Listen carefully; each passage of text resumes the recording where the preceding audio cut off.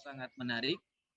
Di satu sisi dia adalah suatu hal yang lazim, lumrah adanya perbedaan. Sisa bagaimana meramu perbedaan ini melahirkan sebuah cinta yang kita dambakan.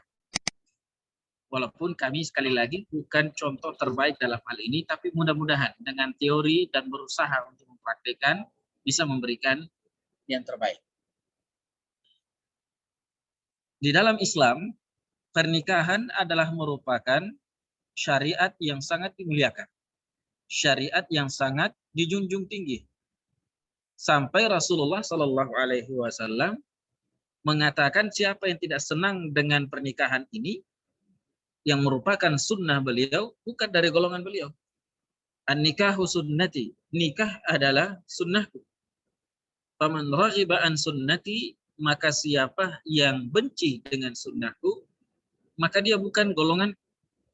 Maka yang jomblo-jomblo ini, ya terutama yang jomblo senior atau jomblo sekarat ini, kalau sebabnya tidak mau menikah karena alasan-alasan tertentu, bukan karena alasan syar'i, dia termasuk dalam hadis ini. Orang yang tidak senang dengan sunnah Rasulullah Sallallahu Alaihi Wasallam. Maka pernikahan adalah merupakan sunnah, adalah merupakan syariat yang agung, maka dia harus dilakukan dengan penuh hati-hati dan penuh keyakinan bahwasanya ini adalah ibadah. Dan termasuk ibadah yang cukup lama. Ibadah yang dihitung perjalanannya cukup lama. Beda dengan ibadah yang lain. Kalau puasa palingan 12 jam. Sholat palingan 10 menit. Tapi kalau pernikahan, mulai dari akad, seorang laki-laki berani datang ke wali sang wanita, dan wali sang wanita mengatakan, saya nikahkan Anda dengan putri saya dengan mahar sekian dan sekian. Lalu dengan jantannya laki-laki itu mengatakan dengan tegas, saya terima nikahnya Fulana binti Fulan dengan mahar sekian. Maka dengan saat itu pula, dengan perkataan itu di detik itu, Allah catat dia melakukan ibadah sampai dia meninggal dunia. Sampai pernikahan itu hilang. Entah dengan meninggal atau dengan yang lainnya. Bahkan ya kita mengingatkan pernikahan itu, percintaan yang halal ini, yang ibadah ini, yang syar'i ini berjalan sampai pada titik akhir di surga kelak. Jadi bukan cinta hidup semati, tapi cinta hidup sesurga. Sampai di surga, insya Allah cinta ini akan terus kita rawat, ya kita jaga sampai di akhirat nanti, di surga kelak nanti tidak ada lagi perbedaan yang membuat kita berselisih, perbedaan yang membuat ada ketersinggungan dan yang lainnya. Baik. Maka perbedaan adalah sebuah keniscayaan. Perbedaan adalah sebuah hal yang pasti ada. Kita diciptakan ada laki-laki, ada perempuan, itu sudah perbedaan. Maka tinggal bagaimana meramu perbedaan itu menjadi sesuatu yang menarik. Sesuatu yang dengannya kita bisa menjalankan kehidupan ini. Karena mau tidak mau, pasti ada perbedaan. Namun, hendaknya, ya, ketika kita pertama kali melangkah menuju pernikahan, sebisa mungkin sebab-sebab yang membuat atau akan adanya perbedaan yang mendasar pada kemudian hari itu sudah diminimalisir atau bahkan kalau bisa dihilangkan. Terutama dalam hal ini adalah visi misi. Perbedaan visi misi ini tidak boleh muncul di pertengahan pernikahan atau setelah ijab qabul. Jika ada perbedaan visi misi sebaiknya sejak awal kita sudah tidak melanjutkan pernikahan itu karena beda visi, beda misi, beda tujuan, beda harapan. Ini tentu dari awal seharusnya sudah dipetakan. Nah, ikhwah jika melamar seorang wanita dan melihat yang paling bagus agamanya, ini sudah nampak dari situ, berarti dia punya visi. Misinya adalah insya Allah dengan pilihan mencari wanita yang soleha, mencari wanita yang menjaga hijabnya, ini sudah menjadi tanda bahwasanya dia memiliki visi untuk membuat keluarga sakinah, mawaddah, dan rahmah insyaallah taala. Nah, ini jadi perbedaan yang walaupun dia mesti dan sebuah keniscayaan, tetapi setidaknya dari awal itu sudah kita hilangkan perbedaan yang sangat mendasar. Ya, makanya biasa saya sampaikan kalau para ikhwah mau melamar itu, saya sampaikan ya mungkin berbeda dengan ustadz yang lain. Yang saya pahami dari hadis, tunkahul mar'ah li arba, wanita itu dinikahi karena 4 hal itu, ya karena dia cantik, karena hartanya, keturunannya, dan karena agamanya. Saya biasa sarankan ya supaya tidak terjadi perselisihan dan perbedaan yang mendasar di kemudian hari. Di saat pernikahan itu jadikan agama yang terakhir, jangan jadikan agama di depan. Sesuai dengan urutan hadis. Maka laki-laki ikhwah kalau cari akhwat cari yang cantik memang. Cari yang bagus dari keturunan yang baik-baik. Cari yang memang ada kalau memang ada dari segi duniawinya. Kemudian jadikan agama yang terakhir. Maksudnya adalah jadikan agama sebagai patokan, diterima atau tidak, lanjut atau tidak. Ya, supaya kedepannya nanti ketika memang ditolak karena agamanya. Diterima karena agamanya. Kalau sekarang ikhwah melamar atau mencari akhwat, yang pertama dicari adalah yang bercadar misalnya.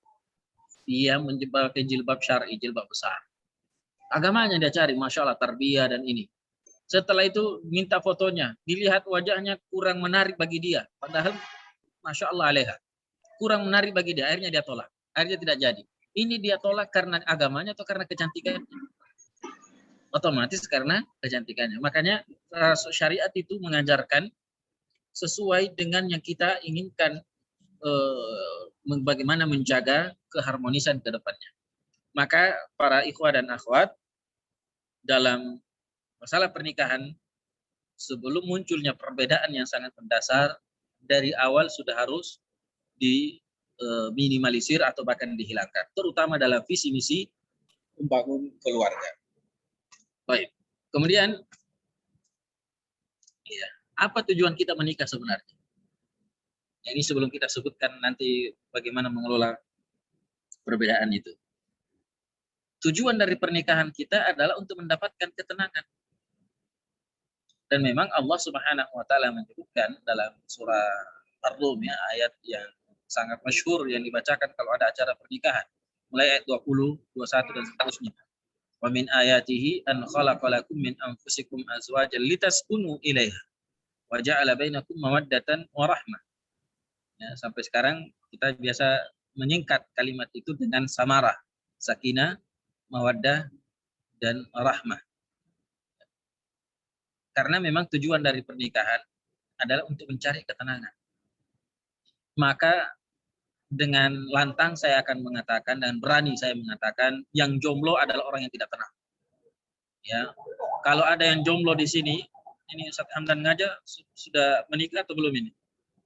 Ya tidak apa-apa, interaktif ya, boleh ya. Saya mau tanya dulu, berapa yang belum menikah yang hadir dalam majelis ini? Ada ya? Iya Ustaz, ada. Ada. Saya berani mengatakan yang jomblo itu belum tenang. Ya. Ketenangannya belum sempurna kalau dia merasa tenang. Dan contoh atau hal yang sangat mendasar dalam hal ini, dan saya berani mengatakan hal itu, bahwasanya yang belum punya pasangan itu belum memiliki ketenangan yang sempurna. Nabiullah Adam alaihissalam yang diciptakan oleh Allah dengan tangannya, yang kemudian Allah Subhanahu wa taala berikan kepadanya keluasan untuk menikmati dunia. Tapi ternyata belum tenang. Sampai Allah Subhanahu wa taala ciptakan Hawa. Maka kalau ada jomblo yang mengatakan saya tenang-tenang saja dengan kejombloan saya, maka itu adalah hoax, dusta. Tidak benar itu.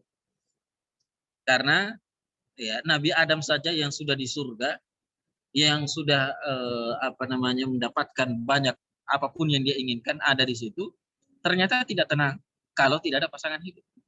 Begitu pula dengan wanita, tidak jauh beda dengan laki-laki. Maka untuk mencari ketenangan itu kita menikah. Seandainya ya seorang laki-laki itu sudah tenang dengan pekerjaan dia dapat, dengan penghasilan yang cukup, maka dia tidak perlu menikah. Tapi buktinya kita semua menikah. Ya, maksudnya ingin menikah, bahkan yang sudah menikah mau menikah lagi. Nah ini karena merasa dan menginginkan dari sebuah pernikahan adalah sebuah ketenangan. Nah lalu bagaimana nanti jika di pernikahannya ternyata ketenangan itu mulai berkurang dengan banyaknya perbedaan, pada banyaknya perselisihan, dan banyaknya hal-hal yang mungkin tidak sesuai dengan impian. Nah, inilah mungkin nanti kita berusaha bersama mempelajarinya. Ini tujuan utama dalam sebuah pernikahan. Yang kedua,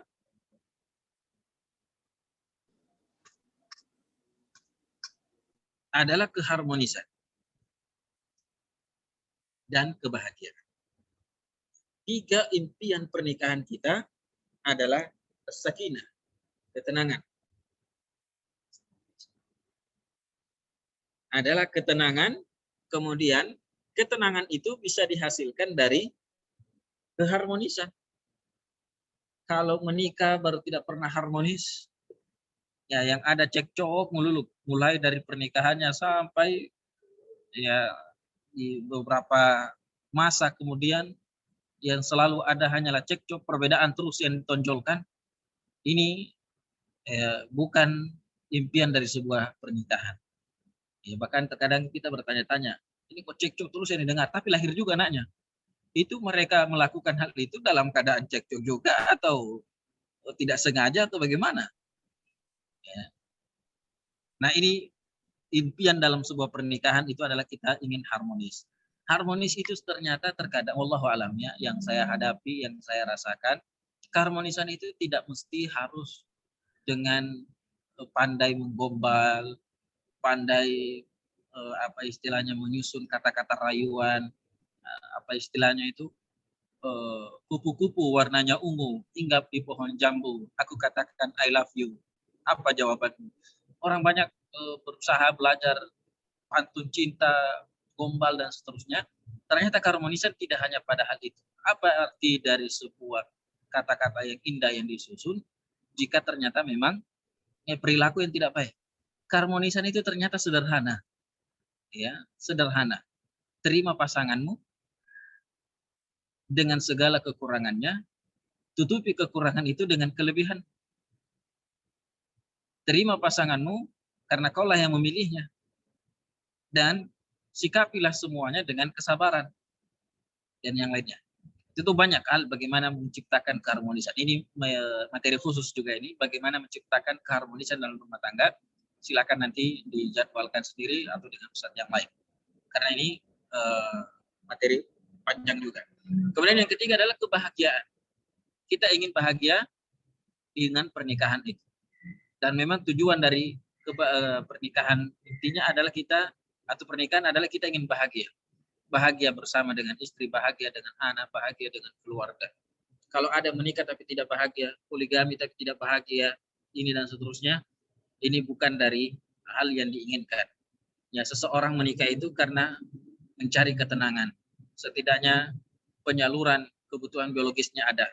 Dia tenang, tidak lagi memikirkan hal-hal yang lain. Dia dengan itu dia bisa harmonis, bisa banyak membuat pasangan hidupnya tertawa, senyum, bercanda dan seterusnya. Dan akhirnya dia bahagia. Dan bukti dari kebahagiaan itu adalah dia bisa beribadah kepada Allah dengan sebaik-baiknya. Makanya di antara pilar pernikahan yang sukses itu ada cinta segitiga. Ya. Tapi 3 kunci sukses di sini, yang pertama adalah saling cinta mencintai ya antara pasangan, dan cinta mencintai itu akan semakin erat ketika perbedaannya semakin sedikit. Cinta antara seorang laki dengan perempuan itu akan semakin baik jika perselisihan dan perbedaan semakin kurang. Karena mau mengatakan tidak boleh ada perbedaan ini mustahil. Setinggi apapun ketakwaan seseorang dan kesederhanaan kemampuan seseorang dalam mengelola perasaan dan yang lainnya, pasti ada perbedaan. Maka perbedaan itu susah, bahkan tidak bisa dihilangkan. Maka cinta yang sejati, cinta yang baik adalah bagaimana meminimalisir, mengurangi perbedaan itu, dan membuat perbedaan itu menjadi hal yang dengannya akan menambahkan kecintaan ya antara mereka dan kepada Allah Subhanahu wa taala. Yang kedua adalah memang ini tidak bisa dipungkiri. Adanya harta, money, adanya uang, adanya persiapan dari duniawi, ini juga sangat menentukan. Kunci dari sebuah pernikahan yang sukses adalah adanya dari duniawi yang memadai.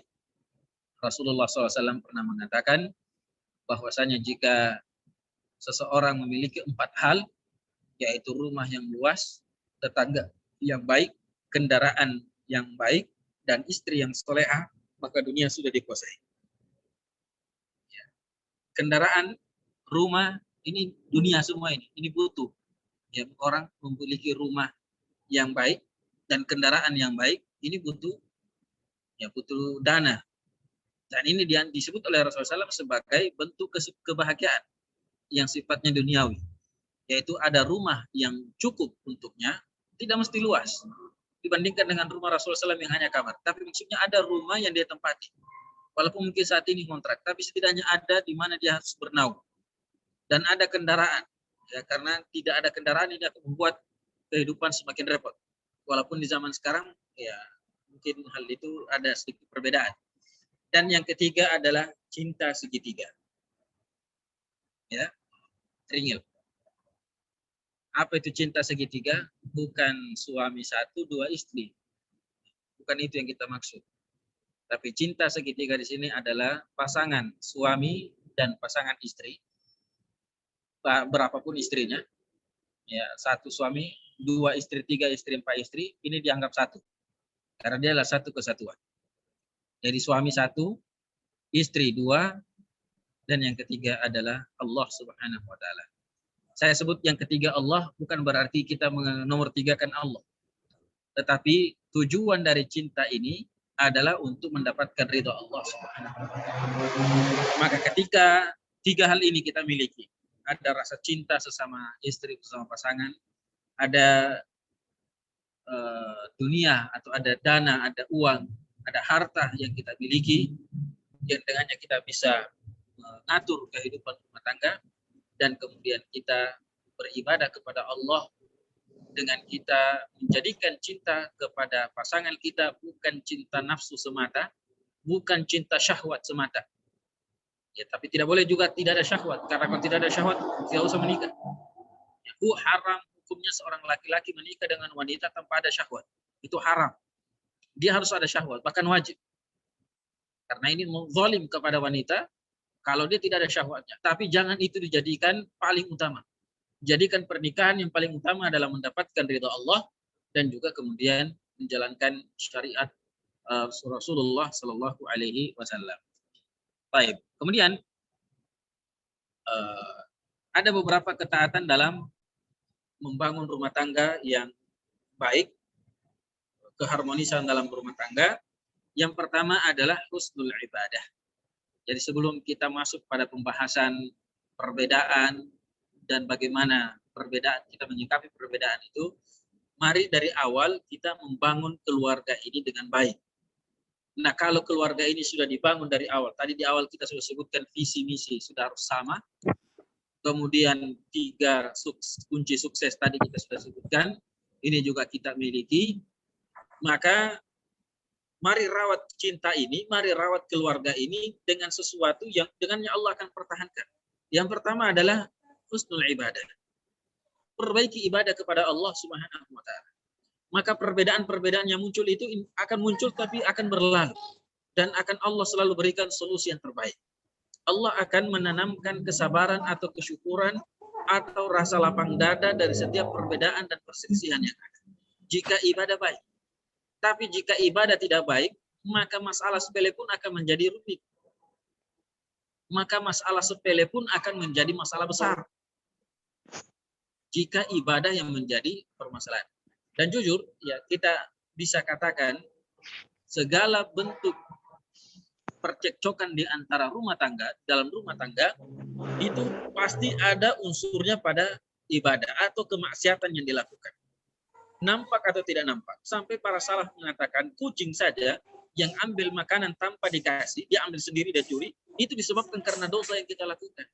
Istri ngomel-ngomel, ya para sahabat itu, salaf dahulu, kalau pulang capek kerja, istrinya ngomel-ngomel, dia langsung tahu diri bahwasanya di dalam perjalanan tadi atau di masa kerja di tempat kerjanya atau ada dosa yang dia lakukan sengaja atau tidak sengaja, dan itu berpengaruh kepada keluarga. Maka untuk menghilangkan semua itu, perbaiki ibadah, tinggalkan maksiat. Karena meninggalkan maksiat adalah ibadah terbaik. Silakan, dalam hadis Rasulullah SAW memberikan 5 nasihat kepada Abu Hurairah. Di antara yang pertama yang beliau nasihatkan adalah ittaqil maharim takun a'badan nas. Ittaqil maharim takun a'badan nas. Hindari, jauhi yang diharamkan oleh Allah, itulah ibadah yang baik. Anda akan menjadi manusia yang paling baik ibadahnya. Maka dalam rumah tangga, ya, sebelum terjadinya perbedaan, perselisihan dan percekcokan, bangun dulu ini rumah tangga dari awal dengan visi misi yang sama, dengan tujuan yang sama, dengan memiliki 3 kunci kesuksesan tadi. Dan selanjutnya adalah perbaiki ibadah dengan meninggalkan segala bentuk yang diharamkan oleh Allah. Ini juga biasa memang istri itu ngomel-ngomel, cemburu karena suami ya lebih sering SMS ke temannya, teman SMA-nya daripada ke istrinya sendiri. Ditanya, ya alasannya sudah lama tidak ketemu, sudah lama ini dan seterusnya. Istri bagaimanapun, mudah-mudahan ini saya dan kita semua yang berkeluarga bukan sekedar teori. Istri bagaimanapun itu, kita sudah tiap hari sama-sama, ya tiap hari kita tidur sama-sama, makan sama-sama. Ketika kita keluar dari rumah, istri butuh berita. Istri tetap ingin di SMS, ingin dikabari, ingin mendapatkan tulisan atau SMS chat dari sang istri, suami. Begitu pula dengan suami, tentu juga ingin mendapatkan kabar dari sang istri ketika dia keluar atau ketika dia berada di luar. Baik, yang selanjutnya adalah, nah ini, ibadah kalau sudah baik kepada Allah, maka yang selanjutnya adalah husnul muasyarah, cara yang baik, perilaku yang baik kepada istri. Baik, karena waktu yang singkat, saya tidak terlalu panjang lebar dalam hal ini. Kita masuk pada inti metode komunikasi antara Pak Sutri supaya perbedaan dan perselisihan di antara kedua belah pihak ini itu bisa diramu menjadi sebuah komunikasi cinta. Maka beberapa tips yang kami ingin sampaikan dan kami ingin utarakan kepada para jemaah, para ikhwah dan akhwat, para kader-kader kita. Semoga dengan ini ya semua itu bisa kita lalui, semua ini bisa kita ramu, perbedaan itu menjadi sebuah hal yang dengannya kita menjalani kehidupan dengan baik. Yang pertama, ya, jaga pola pikir kita. Maksudnya adalah kita ini berdebat berbeda karena apa? Seharusnya kita juga itu memiliki pola pikir yang terbuka. Kita itu jangan maunya pokoknya saya harus beda. Ini kan sebagian orang kalau dia punya pilihan yang sama dengan istrinya atau dengan suaminya, awalnya sama tapi karena dia maunya selalu beda. Dia mau selalu berbeda. Padahal banyak hal yang sebenarnya tidak masalah kita berbeda. Dan kita mengalah. Mau suami atau mau istri. Ya, nanti akan ada juga poin bahwasanya seorang atau pasangan hidup kita itu bukan lawan. Itu bukan lawan. Nah, ini harus di pola pikir kita dalam berkomunikasi, dalam melihat perbedaan itu harus dijaga dengan baik.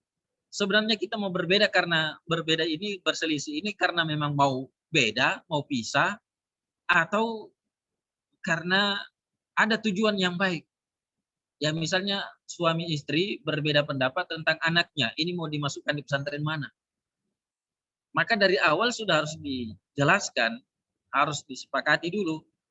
Ini anak kita mau jadi apa, melihat dari karakternya yang ada, dari potensial yang ada yang dimiliki, dia cocoknya jadi apa. Kalau sudah sepakat, nah baru sekarang dia harusnya kemana, di pesantren mana. Mungkin yang satunya mengatakan yang jauh dari rumah supaya tidak terlalu sering pulang, supaya dia lebih fokus. Sang ibu mengatakan jangan terlalu jauh karena kalau dia sakit bagaimana caranya. Kalau dia ini rindu bagaimana susah. Ini kan berbeda. Tapi siapa yang mengalah dan siapa yang dikalah di sini bukan siapa yang menang. Ya, tapi bagaimana caranya keinginan masing-masing itu tercapai, yaitu menjadikan anak ini bisa lebih mandiri, bisa belajar dengan lebih baik, baik itu di dekat rumah ataupun jauh dari rumah. Ya tinggal dilihat pesantrennya, dilihat bagaimana komunikasi. Kemudian ya kalau seandainya kita memilih pendapat istri yang cukup dekat dari rumah saja pesantrennya, ya kita sampaikan kalau begitu jangan terlalu sering dikunjungi. Intinya dalam hal ini, ya pola pikir kita dalam berdiskusi, ya terutama kepada pasangan suami istri itu tidak boleh sama ketika kita berdiskusi dengan lawan debat. Ini yang pertama yang harus dipahami. Ya, suami ataupun istri ketika kita berselisih berbeda pendapat bukan berarti dia adalah lawan debat kita.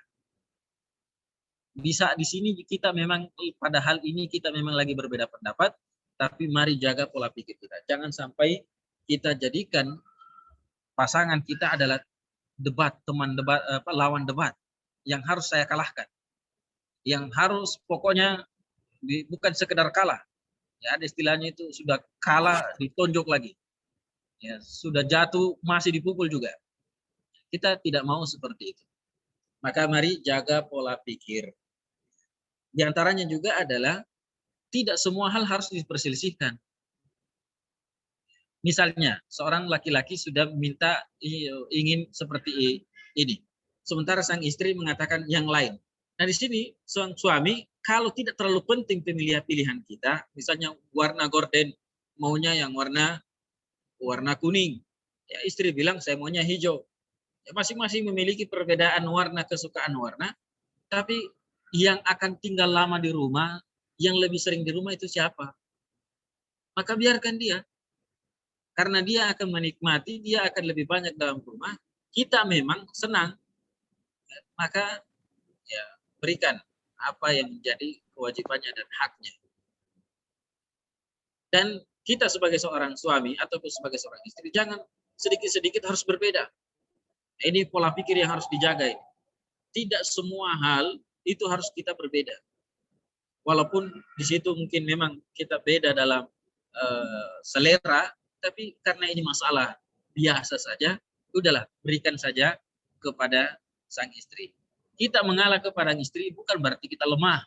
Justru disinilah bentuk kasih sayang kita. Begitu pula ke sang istri kepada suami. Hormati suami.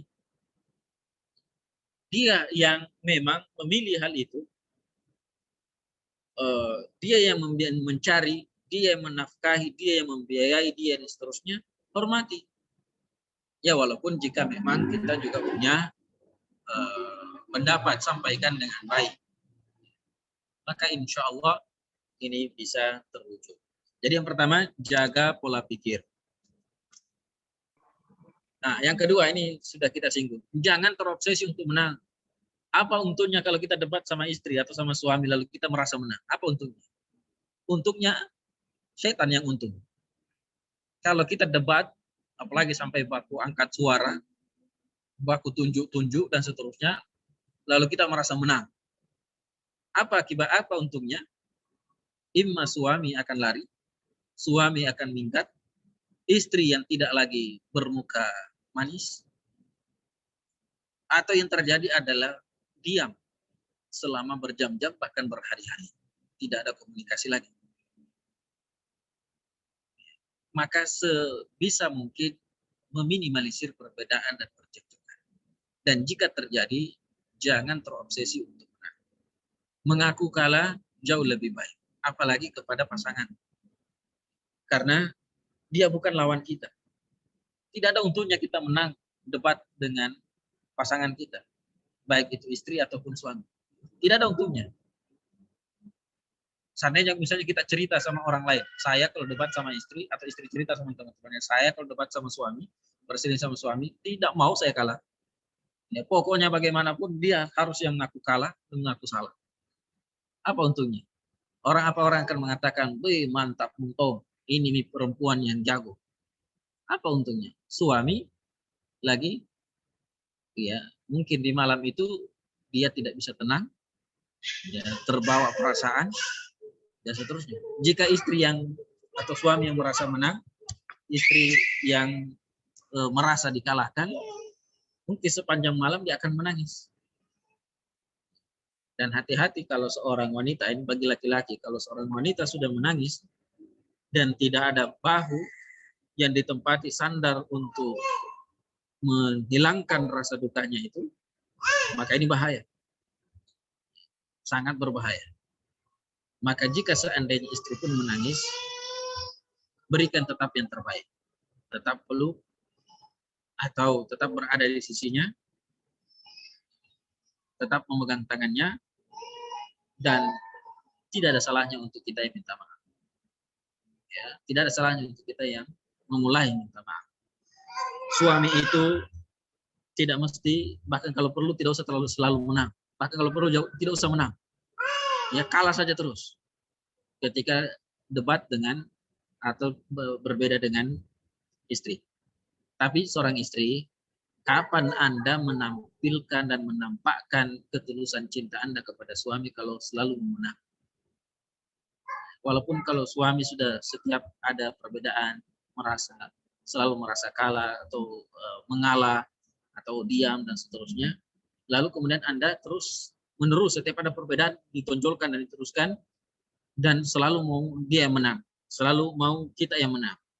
Mungkin Anda dimenangkan oleh suami Anda, tapi apa untungnya? Ya, suami Anda ya mungkin dari satu sisi merasa tidak dihormati, ya, merasa tidak ada gunanya, merasa dianggap lawan karena selalu dikalahkan dan tidak pernah diberikan kesempatan, dan seterusnya. Jadi ketika ada perbedaan, jangan terobsesi untuk menang. Sampaikan perbedaan itu dengan baik, dengan menyampaikan alasan-alasannya, dan jika dijawab oleh sang suami, maka hendaknya sang suami menjawabnya dengan baik dan menyampaikan alasan-alasannya. Kemudian ya, musyawarah melihat mana yang terbaik. Kalau ternyata suami memilih pendapatnya karena menurut dia inilah yang terbaik, maka istri mari bantu. Walaupun itu tidak sesuai dengan yang kita inginkan. Selama tidak pada masalah syariat ya. Kalau hanya masalah kehidupan rumah tangga, masalah mengatur modal dan seterusnya, ya berikan saja kepada yang lebih pantas. Wallahu ta'ala. Selanjutnya, ya, dengar dan dengar. Di dalam komunikasi cinta, dalam perdebatan, dalam percekcokan, terkadang kita, suami itu cukup mendengar saja. Dengarkan omelan istri, dan terkadang kita tidak perlu menjawab. Dengarkan saja. Karena kapan dijawab satu, dia akan muncul 10 lagi jawab pertanyaan. Ya. Biasanya, ya mohon maaf kalau saya salah dalam hal ini, tapi biasanya seperti itu. Kalau istri sudah mulai mengomel, Anda jawab satu akan muncul 10 pertanyaan. Jadi dengar dan dengar. Kemudian setelah itu sampaikan ya permohonan maaf kalau Anda sudah salah. Ya, sampaikan alasan-alasan kenapa Anda melakukan hal itu. Dan jika istri juga ingin menyampaikan sesuatu yang berbeda dengan apa yang kita apa yang kita pilih atau apa yang kita lakukan, dengarkan dulu dengan baik-baik. Ya mungkin dia punya alasan tertentu, mungkin dia punya pemikiran tertentu yang bagi pasangan kita mungkin belum sampai kepadanya karena dia tidak tahu seluk-beluknya. Maka dengar. dan kemudian ya berikan jawaban yang terbaik, berikan arahan yang terbaik. Menjadi terkadang pasangan itu ketika dia memiliki sesuatu terkadang tidak butuh jawaban, cukup didengarkan saja. Kalau istri sudah mulai banyak yang dikeluhkan, terkadang bukan ketika dia membicara menyampaikan hal ini masalah anak yang susah diatur, ini masalah makanan dan seterusnya, dia ngomel dan seterusnya, terkadang tidak membutuhkan jawaban dari sang suami. Cukup dia mau didengar dan setidaknya memberikan respon, ya, membantu setelahnya. Ini yang sangat diharapkan. Begitu pula dengan suami, ketika pulang banyak hal yang dia dapatkan, banyak hal yang ingin diutarakan, termasuk dalam hal rumah tangganya misalnya, karena dapat lagi bisikan atau dapat lagi usulan dari teman-temannya, ganti profesi, ganti bisnis, dan yang lainnya. Sementara sang istri sudah merasa nyaman dengan hal itu, dengarkan dulu. Dengar saja dulu. Baru setelah selesai, baru sampaikan masing-masing menyampaikan ya alasan-alasannya dan hujah-hujahnya. Dan berusahalah agar supaya semuanya karena ingin lebih baik. Semuanya karena ingin lebih meningkat. Bukan, dan insya Allah tidak ada seperti itu. Tidak ada sesuatu yang dipilih oleh suami atau bahkan oleh istri untuk membangkrutkan atau menurunkan atau menghancurkan keluarganya. Tidak ada.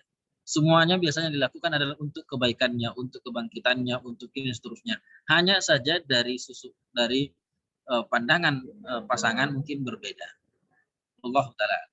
Baik, selanjutnya, ya, jangan takut untuk bertanya. Baik suami atau istri, ketika ada masalah yang berbeda dengan yang kita, jangan takut bertanya kenapa. Kenapa Anda memilih ini, sementara ini yang lebih baik menurut saya. Jangan takut bertanya. Yang biasanya ini, apalagi kalau suami yang memang susah diajak komunikasi, nah ini juga kurang bagus ya. Kalau ada suami, pokoknya apa yang dia lakukan itu yang benar. Itu yang harus. Istri tidak boleh ada campur. Tidak boleh campur tangan. Ya, mau bisnis ikan lele misalnya, istri tidak boleh tanya-tanya. Pokoknya ikuti saja.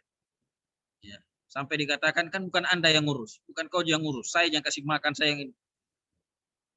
Cobalah ya tanya kenapa mesti ikan lele, kenapa bukan ikan lain misalnya, ya, atau kenapa bukan bisnis yang lain yang dijadikan sebagai bisnis atau apalah. Intinya dalam hal ini jangan takut bertanya apa sebabnya dan kenapa Anda memilih itu. Sementara ya saya tidak setuju dengan itu. Apatah lagi kalau apa yang dipilih oleh suami sangat jelas tidak sesuai dengan atau sangat bertentangan dengan keinginan sang istri. Nah, dalam hal ini ya sebelum lanjut lebih jauh, sebelum munculnya perbedaan-perbedaan yang ada, itu kita pasangan suami istri harus saling mengetahui karakter masing-masing. Kalau sudah tahu karakter masing-masing, maka perbedaan yang ada, perbedaan atau perselisihan yang muncul itu bisa lebih mudah ditangani. Kalau memang sudah tahu karakternya. Misalnya ada suami yang tentu selalu dirindukan kedatangannya oleh sang istri ketika tiba di rumah. Ketika datang di rumah ingin diajak bicara, ingin diajak ngobrol, dan seterusnya. Tapi suami karena capek, dia langsung tidur. Ya, apalagi kalau ada tipe laki-laki yang baring langsung tidur juga hilang. Nah, ini kan istri seharian ditinggal, datang dengan tidur. Nah, ini kan perbedaan. Suami maunya langsung istirahat karena capek, istri seharian merasa kesepian, ingin ngobrol dulu dengan suami, tapi ternyata ya tidak seperti itu. Maka pertama masing-masing mengetahui karakter. Ya, harus diketahui karakter. Ini suami mau sukanya begini, begini orangnya, istri begini. Maka dari karakter itu ya kita bisa tahu bagaimana caranya bertanya, bagaimana caranya menyampaikan pendapat yang mungkin berbeda dengan pendapat pasangan. Maka terpenting dalam hal ini adalah jangan takut bertanya. Maka kunci kesuksesan dalam rumah tangga itu adalah komunikasi yang baik. Dalam masalah perselisihan dan perbedaan, kunci terbaik dalam hal ini adalah komunikasi yang baik. Ya, kami secara pribadi beberapa kali menangani kasus keluarga bermasalah, ujung-ujungnya adalah komunikasi yang tidak jalan dengan baik. Misalnya ada seorang suami larang istrinya dekat dengan tantenya, dekat dengan orang dari keluarganya, tante sang istri. Karena menurut sang suami, tantenya itu punya karakter yang dia khawatirkan jika istrinya juga ikut-ikutan dengan karakter tersebut. Sementara sang istri tidak bisa lepas dari tantenya karena tantenya selama ini ternyata adalah ibunya. Maksudnya dia pengganti ibunya sudah tidak ada. Nah ini setelah dipertemukan ternyata tidak sama seperti yang dikhawatirkan. Sang istri mengatakan, saya tahu persis memang ada wataknya, ada beberapa hal yang tidak baik dari tante saya dan saya tidak akan mengikuti hal itu. Nah ini kalau tidak dijalankan komunikasi yang baik, maka yang ada adalah yang satunya meminta untuk pisah, yang satunya tidak bisa pisah. Nah ini kan repot jadinya. Maka kunci kesuksesan dalam menjalani perbedaan dan perselisihan yang ada adalah komunikasi yang baik antara pasangan suami istri. Baik. Kemudian ya selanjutnya adalah belajarlah mencari jalan tengah dari setiap perbedaan. Belajar mencari jalan tengah. Kalau sudah ada perbedaan ini dan itu, coba jalan tengahnya apa? Jalan tengah itu tidak mesti memilih salah satu dan dua pendapat. Walaupun juga terkadang dengan memilih salah satu pendapat kali ini iya, misalnya dalam perbedaan memberi nama anak. Ini tidak sedikit juga ada orang berantem, suami istri berantem gara-gara anak istrinya melahirkan, kemudian berbeda pendapat, ini siapa mau dikasih nama anaknya. Ya, tidak sedikit yang seperti itu. Maka cobalah mencari jalan tengah. Jalan tengahnya apa? Bisa dengan memilih salah satu dari keduanya, tapi dengan syarat jika anak yang kedua nanti lahir, ya adalah kemauan sang pasangan yang lain. Atau sama-sama tidak mengambil nama itu dan mengambil nama yang lain supaya tidak saling ya merasa ada yang ini. Tapi sekali lagi kembali ke sebelumnya, jangan selalu merasa menang. Selama masih bisa dikomunikasikan dengan baik, maka tentu itu jauh lebih baik.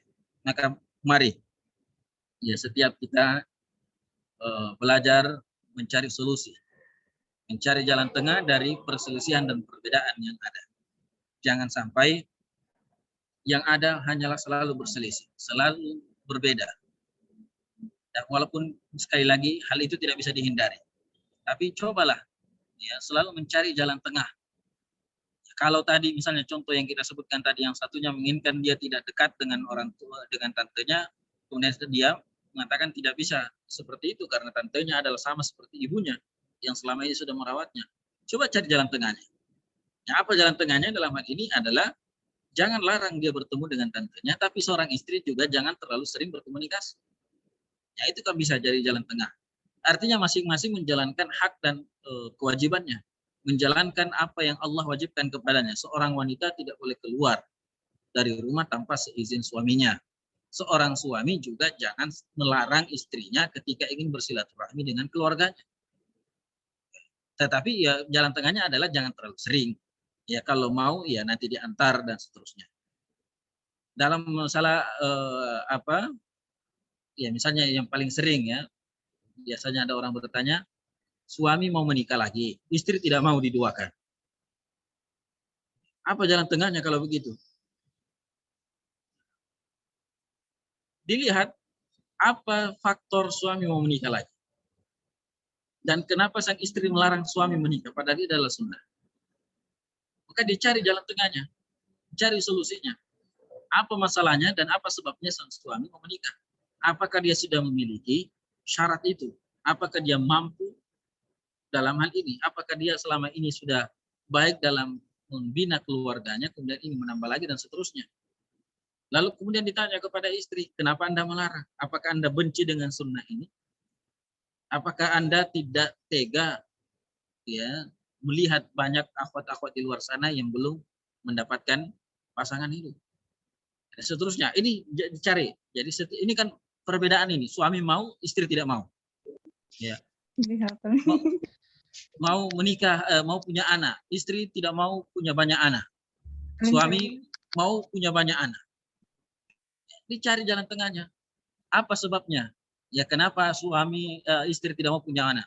Karena banyak kesibukan dan ini dan seterusnya. Tapi suami kenapa mau tambah anak lagi? Ya karena ini menambah umat Rasulullah Shallallahu Alaihi Wasallam. Kan bisa cari jalan tengahnya. Apa jalan tengahnya? Ditunda saja dulu, biarkan anak itu besar. Ya, jadi jangan dibatasi, tapi ditunda. Atau dengan cari jalan yang lain, ya, yang dengannya tentu tidak menyakiti siapapun, baik istri ataupun suami. Intinya berusaha sebisa mungkin mencari dari setiap perbedaan yang ada jalan tengah. Dan Allah Subhanahu wa taala dalam hal ini sudah mengajarkan kita, wa in khiftum shiqaqa bainihima fab'atsu hakaman min ahlihi wa hakaman min ahliha in urida islaha yuwaffiqillahu bainahuma. Ya dalam surah An-Nisa ya. Kalau memang terjadi syiqaq, perbedaan yang sangat besar antara kedua pasangan ini, cari satu hakim dari keluarga baik laki-laki atau perempuan untuk mencari jalan tengah. Tapi ini saran kami secara pribadi kepada keluarga, semua masalah dalam rumah tangga usahakan tidak keluar dari rumah kita sendiri. Bahkan kepada orang tua, bahkan kepada mertua, bahkan kepada saudara yang paling kita cintai dan yang lainnya. Biarlah masalah dalam rumah tangga itu kita selesaikan dalam rumah tangga sebisa mungkin. Ya, kecuali kalau memang sudah tidak bisa, membutuhkan yang lain, barulah. Tapi sebisa mungkin semua permasalahan, kecil, besar, sedang yang ada dalam rumah tangga, cukup dalam rumah tangga saja. Tidak boleh keluar dari pintu jendela, tidak boleh keluar dari pintu rumah. Maka dengan di situ, ketika masalah itu hanya dalam rumah, insya Allah mencari jalan tengah dari permasalahan itu jauh lebih mudah daripada kalau sudah keluar. Kalau sudah keluar, sudah banyak tambahan-tambahan. Sudah banyak omelan-omelan, sudah banyak tanggapan-tanggapan. Dan banyak hal-hal yang sudah susah untuk mengembalikan ke sumber masalahnya. Mungkin sumber masalahnya satu, tapi ketika sudah keluar, menjadi banyak sumber masalah. Menjadi banyak yang harus diselesaikan. Tapi ketika dia masih dalam rumah, insya Allah mudah untuk mencari jalan tengah. Maka mencari jalan tengah bukan menambah masalah. Bukan menambah banyak orang terlibat. Jika perbedaan itu ada cukuplah antara suami dan istri. Tidak usah ikutkan mertua dengan orang tua. Tidak usah ikutkan keluarga, saudara, ipar, dan yang lainnya. Cukuplah kalian berdua, kemudian musyawarah dengan baik. Kalau masing-masing juga belum betul, mungkin ya menyampaikan kepada siapa yang dianggap thiqah, yang kita anggap mampu memberikan arahan, komunikasikan. Dan bagi yang mendapatkan arahan tidak boleh memutuskan tanpa mendengar dari kedua belah pihak. Dan ini metode yang kami lakukan dalam menghadapi masalah teman-teman yang bermasalah rumah tangganya. Ya, karena banyak biasa suami datang melapor, menceritakan ini istri saya begini dan seterusnya. Banyak, tidak ada baiknya didengar. Saya mengatakan saya tidak bisa putuskan, saya harus dengarkan dari istri Anda juga. Dan itu yang kami lakukan beberapa pekan yang lalu. Setelah istrinya datang, ternyata istrinya malah menyalahkan suaminya dengan banyak kesalahan ini dan seterusnya. Ya, dan biasanya perempuan jauh lebih banyak bicaranya, jauh lebih jago berbicara daripada laki-laki. Akhirnya sang laki-laki tidak banyak bicaranya. Yang tadinya di awal, sang laki-laki yang merasa paling benar. Tapi setelah dipertemukan, ternyata ya ada kesalahpahaman. Dan ada jalan tengah yang bisa diambil. Ya, contoh yang saya sebutkan tadi itu. Tanpa harus menyebutkan siapa orangnya. Baik. Nah ini jamaah sekalian dimuliakan oleh Allah Subhanahu wa taala. Sekarang sudah pukul 2.14 ya. Sedikit lagi atau yang terakhir mungkin ini ya. Ya, jangan terbawa emosi. Ya, jangan terbawa emosi ketika ada perbedaan. Ya. Walaupun terkadang sakit ya ketika ada perbedaan, apalagi kalau perbedaan itu seolah-olah membuat hati kita hancur. Jangan terlalu terbawa emosi. Setahu saya dan yang saya pahami, tidak ada seorang suami yang ingin menyakiti istrinya dan tidak ada seorang istri yang ingin menyakiti suaminya. Justru keduanya berusaha untuk membahagiakan. Bahkan terkadang suami itu rela berkorban, rela ini dan seterusnya demi kebahagiaan istri dan anak-anaknya. Sebagaimana istri juga begitu, rela mengorbankan ini, bahkan perasaan dikorbankan demi ya kebahagiaan suaminya, demi ketenangan suaminya. Maka pada dasarnya insya Allah tidak ada suami ataupun istri yang menginginkan kesengsaraan kepada pasangan. Itu tidak ada. Maka ketika ada perbedaan, tolong jangan terbawa emosi. Apalagi ya kalau seorang wanita mengangkat suara jauh lebih keras daripada suaminya. Seorang istri yang melayangkan tangan, yang memukul atau dengan tatapan yang sangat yang kurang baik. Jangan terbawa emosi, sabar. Ya, sabar dalam menghadapi kebiasaan istri mungkin yang menurut kita tidak baik, atau kebiasaan suami yang mungkin ya kebiasaan yang selalu terulang salah dan salah. Jangan terbawa emosi. Ya, karena kalau sudah terbawa emosi, sini-sini setan akan kembali menambah hal itu. Maka biarlah memang ada perbedaan, tapi jangan terlalu emosi membahas membuat perbedaan itu semakin parah. Kalau dalam syariat saja kita terkadang berbeda, tidak perlu saling membid'ahkan dan saling mengkafirkan atau menyalahkan. Tentu jika masih perbedaan itu masih bisa diakomodir. Perbedaan masih dalam ranah wajar. Ya, tapi kalau sudah yang satunya mau berbisnis haram, yang satunya tidak setuju, ini sudah tidak bisa lagi. Yang satunya mau supaya cepat kaya, bisnis narkoba, yang istrinya tidak mau atau suami tidak mau, nah ini sudah bukan lagi perbedaan yang diakomodir. Kita maksud di sini adalah perbedaan-perbedaan yang masih bisa diakomodir, maka jangan terbawa emosi. Sampaikan dengan baik. Kapan disampaikan dengan baik? Wallahu ta'ala alam, ada 3 waktu, 3 keadaan yang baik untuk kita bicara. Yang pertama adalah saat kita makan-makan. Ya, saat kita sedang makan dan yang lainnya, bolehlah sampaikan dengan baik, dengan bahkan kalau perlu dengan bercanda.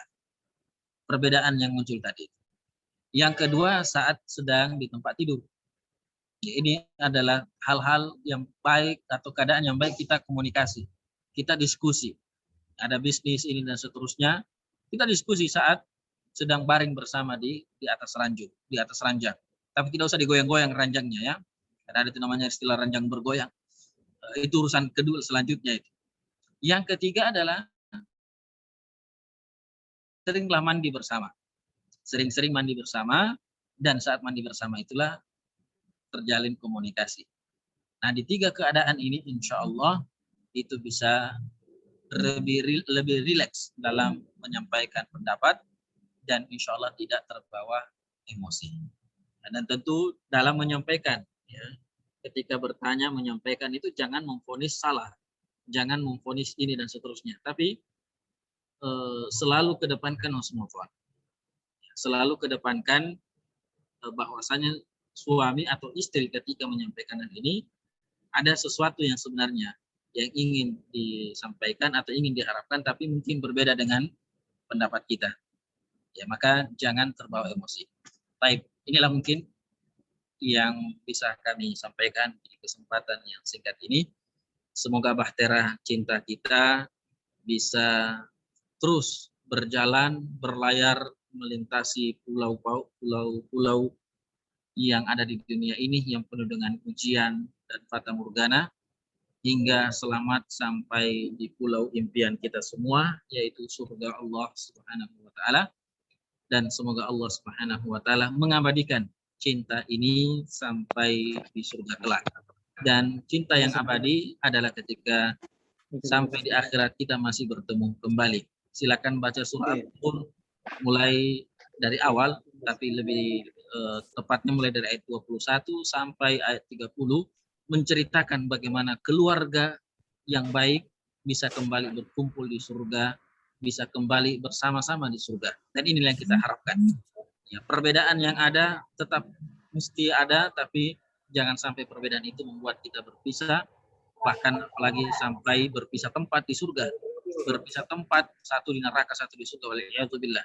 Kita berharap kebersamaan kita di dunia ini, kebersamaan kita dalam sebuah rumah, dalam sebuah kamar, dalam sebuah ranjang, itu tetap berlanjut sampai di surga Allah Subhanahu wa taala. Amin ya rabbal alamin. Ada sallallahu ala nabiyina Muhammad wa ala alihi wa sahbihi wasallam wa akhiru da'wana alhamdulillahi rabbil alamin. Tafadhal.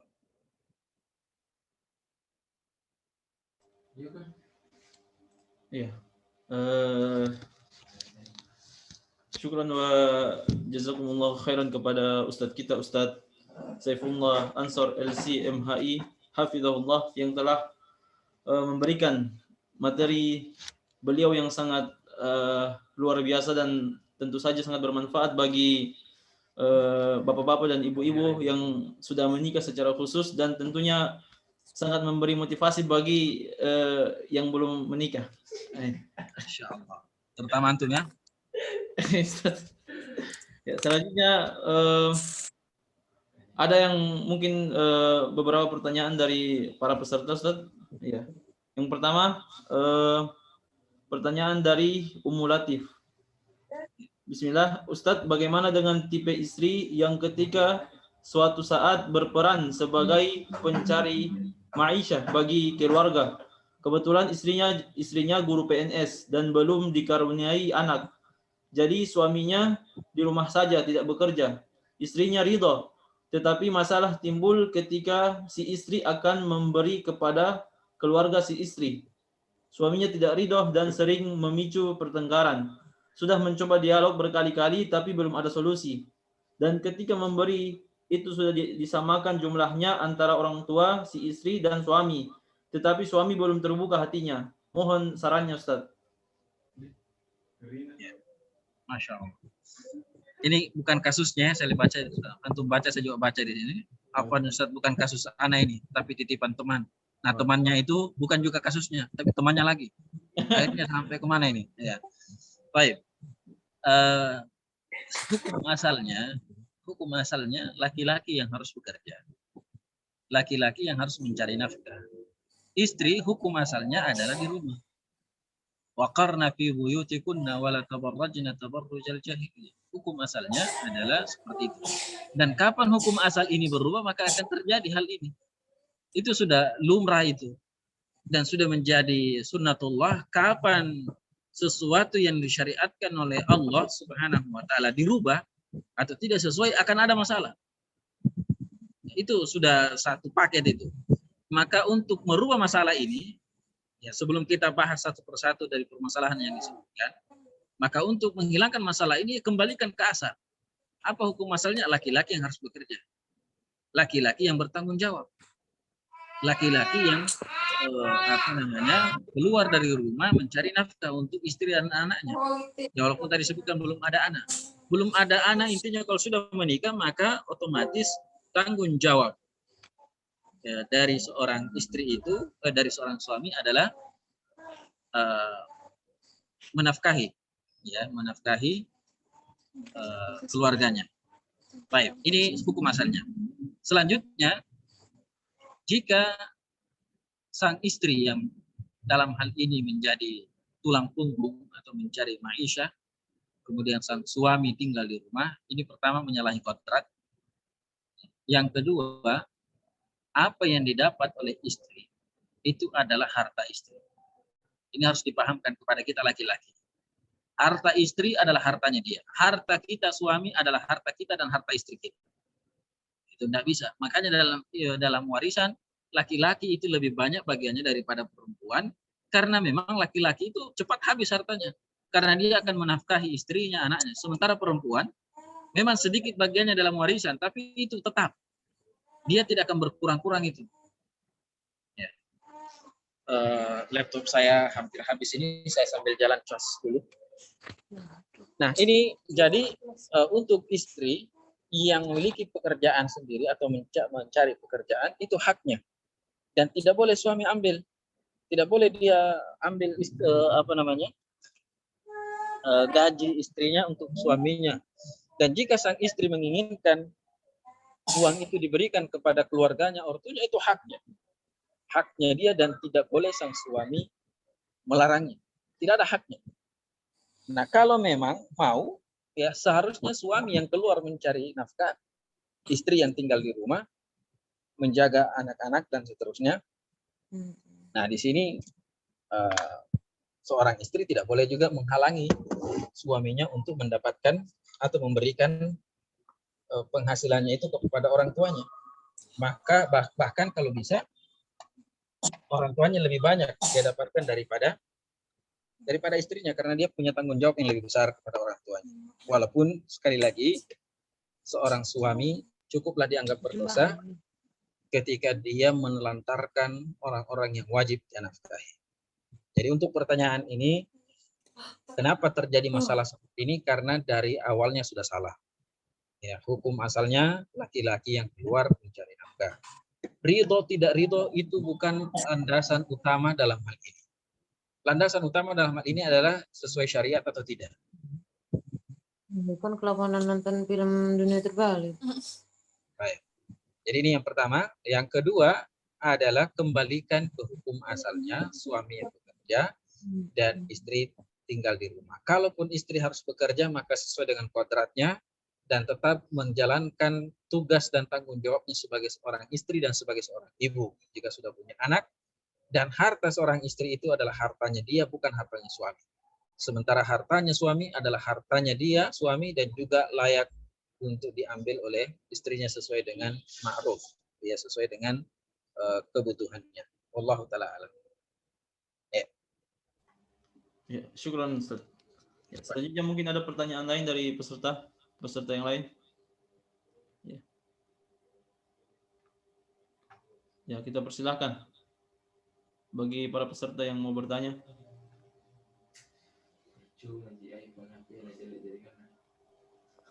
Halo Ustaz. Ahlan. Betul. Ustaz atas kesempatan diberikan. Yang saya mau tanyakan ini tentang hampir sama tadi yang dijelaskan Ustaz tadi itu, bahwa saya itu kan kerja Senin sampai Jumat. Jadi liburnya cuma Sabtu Minggu. Pulangnya sore, kadang biasa maghrib. Pulang di rumah itu sudah capek, sudah mau tidur. Istri biasanya mau butuh waktu untuk bicara-bicara. Terus sedangkan di hari Sabtu Minggu itu biasanya itu istri kan juga pengurus di DBC di tempat tinggal kami. Justru di Sabtu Minggu itu justru istri itu ada kegiatannya untuk musyawarah dengan akhwat atau bikin kegiatan-kegiatan yang lain. Jadi kadang saya komplain di situ, Ustaz. Bagaimana jalan tengahnya menurut Ustaz yang seperti ini? Sebelumnya, Ustaz. Ya, Masya Allah. Ini masalah yang disampaikan bukan cuma di DPC-nya Antum. Ya, di Makassar ini paling banyak masalah seperti ini. Ya. Dulu waktu sebelum saya ke Madinah, jadi saya sudah tergabung di Komisi Usrah sebelum saya ke Madinah, dan kembali dari Madinah kembali lagi bergabung. Di antara yang mengusung untuk tidak ada lagi pertemuan dengan akhwat lewat dari jam 5 sore, tidak ada lagi kegiatan akhwat itu, ya kami sendiri dengan Ustaz Isran waktu itu. Karena dulu itu ada pertemuan dengan akhwat biasa malam bahkan sampai maghrib dan seterusnya. Ya, setelah kami diskusi dengan Ustaz Isran dan yang asatidzah yang lainnya, akhirnya keluarlah edaran dari Dewan Syariah waktu itu, dan sepertinya belum pernah dicabut lagi itu edaran. Artinya masih berlaku, tidak boleh ada kegiatan akhwat di malam hari. Cuma yang jadi masalah ini Sabtu Ahadnya. Dulu sempat kami berpikir Sabtu Ahad itu jangan ada kegiatan offline, terutama di masa pandemi ini, ya itu sangat wajar ya tidak ada offline. Cuma di saat normal, karena kenapa? Ya kami dengan Ustaz Qasim Sabuni dengan asatidzah yang lainnya itu sempat banyak mendapatkan hal yang seperti disampaikan tadi.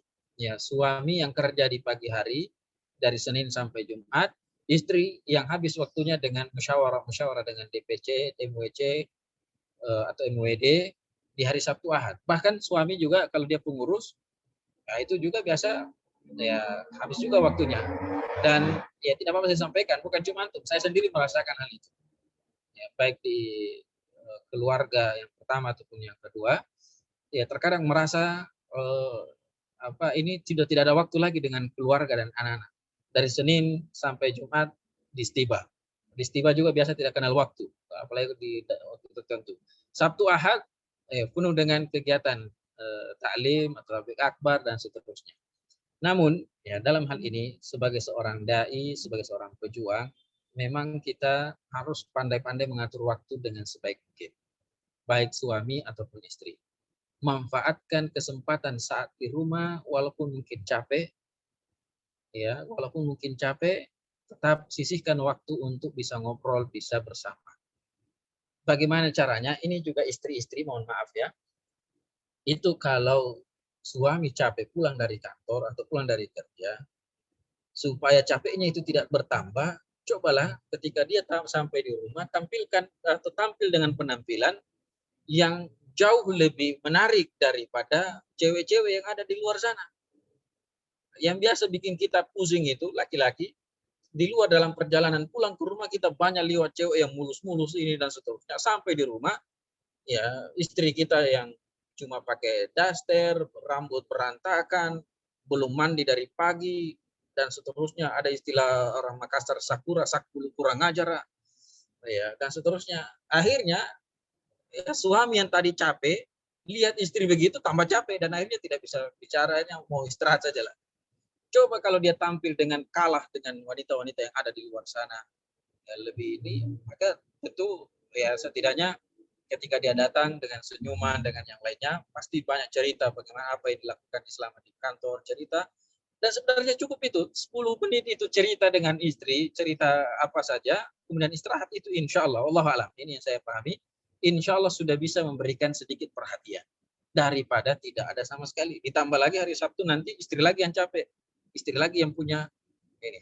Nah, kemudian yang kedua, cobalah diatur dengan baik. Baik DPC, MOC, ya, karena kita juga tidak bisa pungkiri dakwah yang hari ini saat-saat ini juga harus gencar, karena kalau tidak umat kita ini semakin jauh meninggalkan agama ini, terutama di kalangan akhwat jumlah mereka jauh lebih banyak.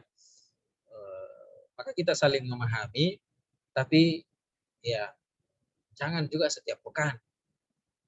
Jangan juga setiap pekan seperti itu. Cobalah diatur dengan baik. Ya, kalaupun harus setiap pekan, jangan juga full seharian.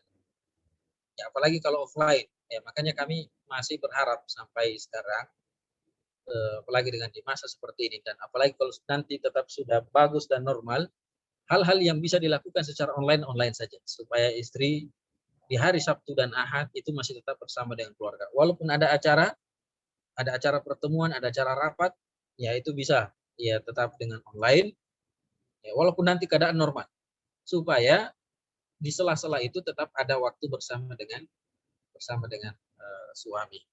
Begitu pula dengan suami, jika memang harus keluar, maka janganlah setiap pekan. Ya, cukuplah Senin sampai Jumat itu sudah waktu yang menyita waktu yang cukup besar, menyita kebersamaan dengan keluarga. Apa sih yang kita cari dari kebahagiaan dunia itu? Alasan terkadang kita kerja dan seterusnya adalah untuk membahagiakan suami, membahagiakan istri dan anak-anak. Tapi ternyata justru dalam mencari dunia itu justru kita menelantarkan dan meninggalkan anak-anak. Kita tidak rasa anak-anak sudah besar. Terutama yang keluar di pagi hari, datang di sore hari, tidak terasa sudah 2 tahun, 3 tahun, anak yang lahir 2 tahun yang lalu sudah besar dan dia tidak pernah merasakan main bersama, tidak pernah merasakan jalan bersama, tidak pernah dia gendong bersama, berenang bersama. Ya, terkadang seorang bapak itu harus turun usianya dan perilakunya menjadi umur 5 tahun untuk membersamai anak-anaknya main. Karena terkadang kalau kita lihat bahwa bapak ini sudah tua, berjenggot, bahkan sudah putih jenggotnya, dan kalau dia punya ada anak umur 5 tahun, dia harus turun, dia harus posisikan dirinya seperti orang 5 tahun juga. Anak-anak kita ini tidak lama lagi besar. Setelah besar dia akan meninggalkan kita. Kebersamaan dengan mereka sangat singkat. Dengan istri juga seperti itu, ya, dengan suami, dengan istri dan seterusnya. Maka dikomunikasikan dengan baik. Arahan saya dalam hal ini, ya jangan terlalu setiap pekan ada pertemuan seperti itu. Ya, kecuali kalau tarbiyah, ya tarbiyah kan hanya sekali sepekan. Ya, dan itu bisa di hari-hari. Yang kedua, jadi pilihlah imma Ahad atau Sabtu adalah merupakan hari keluarga, tidak diganggu dengan yang lainnya. Nah, ini tentu dikomunikasikan dengan pihak DPC atau dakwah DPD atau MWD atau DPD, ya, supaya tetap ada hari keluarga. Kalau tidak bisa dalam sepekan, minimal 2 kali dalam sebulan atau 1 kali dalam 2 pekan, ada hari bersama dengan keluarga, tidak ada kegiatan lain, hanya dengan keluarga. Mau bagaimanapun juga kita mau sibuk mengurus keluarga di luar sementara keluarga kita sendiri butuh diperbaiki, ini tentu hal yang berlawanan. Ya, tidak boleh kita hanya memperhatikan di luar sementara dalam rumah perlu perbaikan lebih jauh lagi. Wallahu taala alam. Ya, syukran Ustaz. Selanjutnya pertanyaan terakhir mungkin dari peserta yang lain sebelum kita tutup acara kita. Fadhal.